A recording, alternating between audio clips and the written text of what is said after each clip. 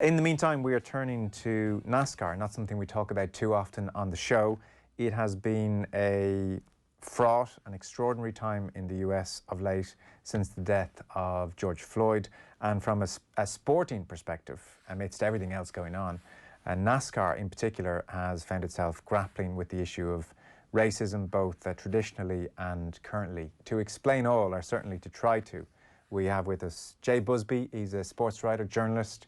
He writes the official Yahoo Sports NASCAR blog as well. Jay, good evening. Great to have you with us. Thanks for your time. I am honored to be your NASCAR correspondent, your Irish NASCAR correspondent. Freshly appointed. Congratulations.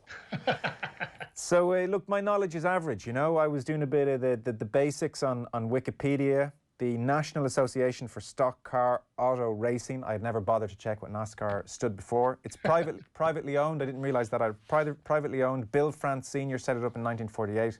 And Bill's son, Jim, has been the CEO since 2018. The HQ is in Daytona in Florida. And NASCAR sanctions 1,500 races at over 100 tracks in the US each year. The Cup Series being the highest level, the most popular, the really top level, and that's 36 races over 10 months. So in a sense, not too dissimilar to the F1 type circuit we'd be familiar with over here. And I've seen Talladega Nights as well. So that's kind of me. That's kind of me here, Jay. I'm curious, like I think NASCAR, I think the South, I think the White South. Maybe fill us in on the less kind of factual stuff. How popular is the sport? Is it growing in popularity? Has it seen better days? Where is it popular? Who tends to be drawn to it? Right. Yeah, you hit all the high points there. It was based in the American South. It began in the American South out of bootleggers running moonshine out of illegal stills in states like North Carolina and Georgia. They souped up their cars to be able to outrun the law. And then when they weren't running moonshine, they liked to race each other. And so Bill France Sr. had the bright idea to organize all of these moonshine running hellraisers basically into an organized circuit. And that was the origins of NASCAR. And that kind of rebellious origin the spirit of that runs through the entire series to this day. And that's very much why you see a lot of fans who have that same rebellious spirit, and they consider themselves anti-authoritarian. If you tell them to do something, they will generally do the opposite. They know how to have a very, very, very good time, but they also don't like being told what to do. And that's part of the issue of why we're at where we are right now in terms of the Confederate flag, the Civil War leftover that is the flashpoint for so much political controversy in NASCAR right now. And a day in the crowd at NASCAR, is it go there, have a picnic, drink lots of beer, get loud? Is that kind of the general plan? I can tell my Irish friends that you would fit in quite well at any NASCAR event. It is tremendous fun. It's an event. It's not so much a game. It's not so much where you're watching, say, a baseball game, a soccer match, that kind of thing. It's a full weekend event. So you will have families go. They'll take campers there. They'll spend 2-3 nights there, and they will just, the race is only part of the experience. There's, as you mentioned, there's drinking, there's cooking out, there's hanging out, there's just enjoying the company of fellow race fans. And it's very much of an experience, and one that it's not like anything else in American sports by any stretch. And I mentioned the Cup Series. The real high level is 36 races over 10 months. Those 36 races, are they all based in the South, or does it go nationwide? No, that's an excellent point. NASCAR was biggest and best known in the 70s and 80s and early 90s when drivers like Richard Petty and Dale Earnhardt were at their peak, and then NASCAR used their popularity to try to spread beyond the boundaries of the South. And now, literally, there are NASCAR tracks in virtually every corner of the country, and that fast expansion has upset a number of the sport's longtime fans who believe it ought to be more of a Southern sport, believe it ought to be restricted to the Southern United States, but it is very much a national sport at this point. And is it doing well? Is it popular? It goes through ups and downs. The problem with NASCAR, if you call it a problem, is that fans attach themselves to a particular driver. It's not like attaching yourself to a particular team or a particular club. You attach yourself to a driver, and that driver becomes almost like a part of your family, even if you've never met him. So when that driver retires, you don't necessarily jump to the next driver. It's like seeing a member of your family retire from their job. You don't immediately associate yourself with the next driver driving the number 24 car or whatever it might be. And the problem that NASCAR has had is that many of its biggest name drivers, Dale Earnhardt Jr., Jeff Gordon, Tony Stewart, they've retired in the last few years, and they've left a number of fans adrift and not quite sure who they should root for next. Okay. What kind of money's involved? What would the top drivers be getting paid?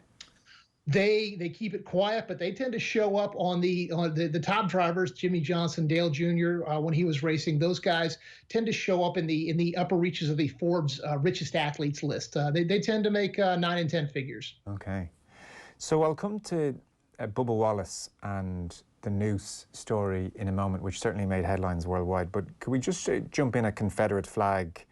The situation there for a moment. So people will have seen that it's been banned post the death of George Floyd.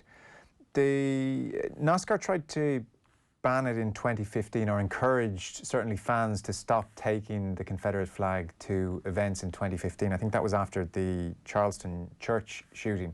What reaction did that get? I mean, does the old rebellious spirit kick in there? It absolutely did. The first race that they held after laying down that ban was also in the state of South Carolina, not too far from where that tragic massacre happened.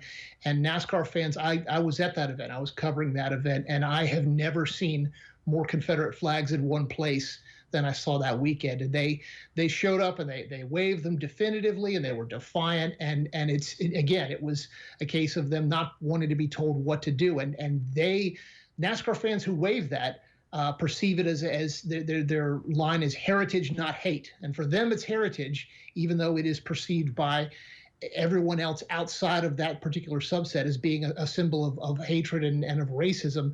They hang on to it, and they insist that their view gives them the right to fly that flag. Yeah, and I presume it's not officially waving the flag. Like NASCAR aren't waving the flag off a pole anywhere, are they? No. It is interesting. NASCAR used to associate itself with that flag many, many years ago. You would see the flag on the covers of programs and on T-shirts, but NASCAR long ago got the flag out of its official usage, and now you'll just see it raised up on flagpoles on trucks and RVs in the infield. And that's what they were trying to avoid. Is for many fans of color, for many white fans for that matter, you see that flag and you immediately associate it with racism, and so you don't even want to go to a NASCAR race because you figure that it's welcoming to racists, so it's not going to be welcoming to you. So NASCAR has very actively tried to get it out of use, even by fans raising it up on their own vehicles. Well, for most, I would say, not even for many, for most, the flag stands for white supremacy, ultimately, if you were to boil it down. So I can't imagine there are many black faces, African-American faces in the crowd at NASCAR rallies. Unfortunately, that has very much been the truth. There have only been a handful of black drivers, a handful of black crew members, only 1 or 2 owners that have ventured into the sport, and they've all almost unanimously recounted incidents of either overt or hidden racism in a way that they've heard things said about them behind their backs. They've heard the boos just from when they get out of the car, that kind of thing. There's a segment of NASCAR fandom that is absolutely not welcoming to anything that's not Southern and white. And what NASCAR is doing now is gambling that as loud as that segment can be, it's not very large. And they're gambling that they're willing to lose that segment. If that segment says, you know what, I don't want to be here, NASCAR is willing to say, fine, hit the road. We don't need the racist element, and we can bring in a more diverse crowd. And so, Jay, if we fast forward to 2020, which seems like a tipping point in so many ways, post the death of George Floyd, NASCAR came out and said, right, we got to put a stop to this. This is it now. I mean, we tried in 2015, but we're banning this flag. Was it respected in 2020? Well, the issue that NASCAR, I don't want to say it was fortunate, but NASCAR hasn't had to deal really with fans in the stands yet.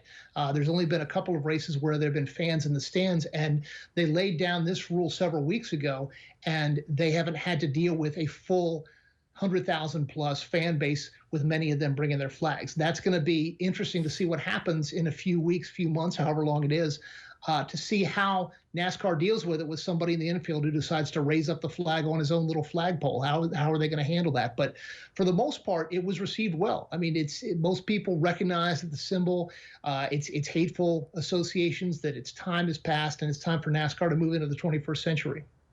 So that brings in Bubba Wallace. He is, I'm on the point of saying, the only African-American driver? That's correct. Yeah, okay. So he's the lone African-American driver in NASCAR. So he was one of those who said it's time to end the Confederate flag, and obviously it was banned. And then this extraordinary story, which had its ups and downs and retractions and clarifications, kicked off. So in short, somebody in his garage, in Bubba Wallace's garage, this is after the latest ban on the Confederate flag, found a noose in the garage. And there are, and you put it in your piece on Yahoo Sports, there are 29 NASCAR tracks, there are 1,600 garage stalls plus, 11 of those stalls have knots tied in the pull ropes, and exactly one, and it's this stall which Bubba Wallace was operating out of, this one had the noose. So the person who found it quickly put two and two together here, reported this. NASCAR came out very strongly. I mean, we've just put a picture of it up there, of the noose. I know that wasn't released immediately, but it's just a shocking image when you see it hanging there like that. And NASCAR came out really strongly. The whole sporting world, or certainly in the States, came out really strongly and condemned this absolutely initially. Right. And as it turned out, the noose had been there since October. The track had been closed since October because of both the winter in the United States and then being shut down because of COVID precautions. So the noose had been hanging there for all this time, and it was literally a 1 in 40 chance that Bubba Wallace would have ended up with this particular stall. But the issue, of course, is not so much, I mean, it's obviously terrible that Wallace and his crew, actually it was an African-American crew member who spotted it first, but the fact that it was there at all, that's what I think has gotten a bit lost. You wouldn't see a noose hanging in the corner of a bookstore. You wouldn't see the noose hanging in the corner of a coffee shop, that kind of thing. And so to have it hanging in the corner of a garage, no matter how quote unquote innocent it might have been to tie it, that's what NASCAR is pushing back against. Yeah, so there was the initial, well, there's a noose and it's been put in Bubba Wallace's garage for him to find, or for that African-American team to find, and it was chilling. Right. That was a chilling thought that this was the reaction. And then the FBI came out and said they'd established this noose was there from October, which predated Bubba Wallace being involved with that garage. And then there was obviously the backlash. Well, look at this, you've concocted this effectively. It was a normal overhand loop used to pull down garage doors, and you made a mistake here and you jumped to conclusions, and it's all on you. So you'll need to explain this to me. A normal overhand loop used to pull down a garage door versus a noose. There is a practical use to this rope. This is not just hanging in a garage and doesn't do anything. This is used to pull down a garage door. But I guess your point is, even subsequent to establishing that this has been there since October, is, well, it doesn't need to, the knot itself does not need to be a noose. Right. Yeah, the rope just hangs down and makes it easier to pull down the garage doors there. Okay. The building, it's a giant warehouse building. It's not a bunch of separate little stalls. It's one large building with these roll down doors, and the ropes help pull it down. Okay. And so some people will tie a little rope in it a little knot, I should say, in it to make it easier to pull down. But without going too far into the semantics of a noose, it's a terrible knot if you're looking to make something to pull down, because it constricts upon itself. Sure. And B, it's such a powerful and devastating symbol to the Black community. It has so much more meaning than just any kind of simple knot. There's just so much more going on there, and no one can look at that and think it's anything but a noose. Yes, so it's not practical. It's not the best knot to tie, first of all. No. You're saying, at best, it's very, very careless and insensitive. At worst, maybe it's right in the ballpark of the Confederate flags flying. Yes, and at best, the best estimation is that it was done by somebody who was being completely thoughtless. But when you consider the fact that Wallace had just come out in support of Black Lives Matter, had it on his car, there was a rally outside the track, outside Talladega earlier that day to protest the removal of the Confederate flag. There was a plane flying over the track saying defund NASCAR with a Confederate flag on it. When you add all of that together, it is not at all a far leap to make that this was deliberately targeted at Bubba Wallace. And so it is definitely a relief that it wasn't, but that doesn't solve the question of why it's there in the first place. I saw the other drivers come out very strongly in support of Wallace, and he was pushed to the forefront of the grid, and they took a photo, and he was doing interviews on morning television nationally, and NASCAR, in fairness, did come out and called it heinous and said they were angry and outraged. So there was that degree of support, but still, even that plane flying over the track with the Confederate flag, that is really difficult. And Kyle Larson is a driver, and during the lockdown there were online races happening, and he was involved in one of the online races, and I think he thought his radio car was not for the public, and he used the N-word, and ultimately he had to lose his job. So this is the atmosphere we're talking about. And I saw, Jay, you wrote a piece for Yahoo Sports, and you said, within minutes of arriving at the first race I covered for Yahoo Sports back in early 2008, I saw propped on the back of a pickup truck a whiteboard with a crudely scrawled racist caricature of then presidential candidate Barack Obama, just as an example. So this whole thing, like it stinks, the whole thing does have it's got a massive problem, the sport.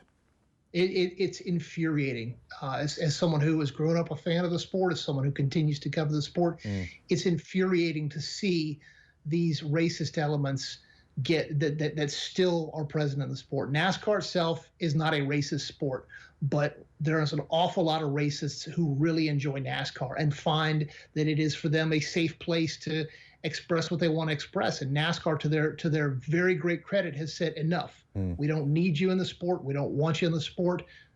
Hit the road.